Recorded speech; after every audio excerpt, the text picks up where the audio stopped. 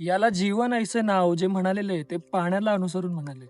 पाण्यासारखा स्वच्छ कुणी नाही असं आपण अनेक वेळा म्हणतो. पण आपण सगळ्यांनी आपल्या नदीचं जे काही वाटोळं केलेलं आहे, ते आपण पाहतोच.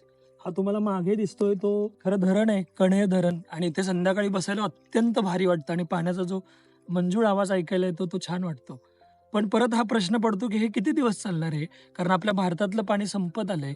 सरासरी एका माणसाला जे 7 लिटर पाणी मिळायला पाहिजे, ते गावामध्ये 1 लिटर सुद्धा मिळत नाही. परवाच अनेक ठिकाणी आपण बातमी ऐकली, की एका गावामधली स्त्री आपल्या घरच्या खर्चासाठी फक्त 2 लिटर पाणी जमवू शकली, ते पण चिखलामध्ये मुरलेलं पाणी.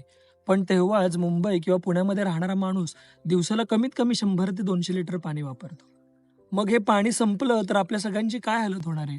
जमिनीवर पडणारा प्रत्येक थेंब आपण कुठल्या ना कुठल्या परिस्थितीमध्ये मुरवला पाहिजे. पण ज्या पद्धतीने आपण रासायनिक शेती करतोय, त्या पद्धतीने ते सुद्धा लांब झालेलं आहे. अशा अनेक गोष्टी आहेत ज्याच्यामुळे आपण आपल्या पाण्याचं वाटोळं केलेलं आहे. आपल्याकडे एकच संधी आहे, की आलेलं पाणी जिरवायचं आणि त्या पाण्याचा आदर करायचा. आपण प्रत्येक काही गोष्ट करत असताना आपण पाणी वाचवण्याचा प्रयत्न केला पाहिजे. नाहीतर याला आपण जीवन म्हणलोय, तेच पाणी उद्या आपल्याला मारणार सुद्धा आहे. या सगळ्याचा आपण विचार करा आणि ह्या पाणी दिवसाच्या आपल्याला सगळ्यांना शुभेच्छा. पाणी वाचवा आणि पाण्याचा आदर करा. धन्यवाद.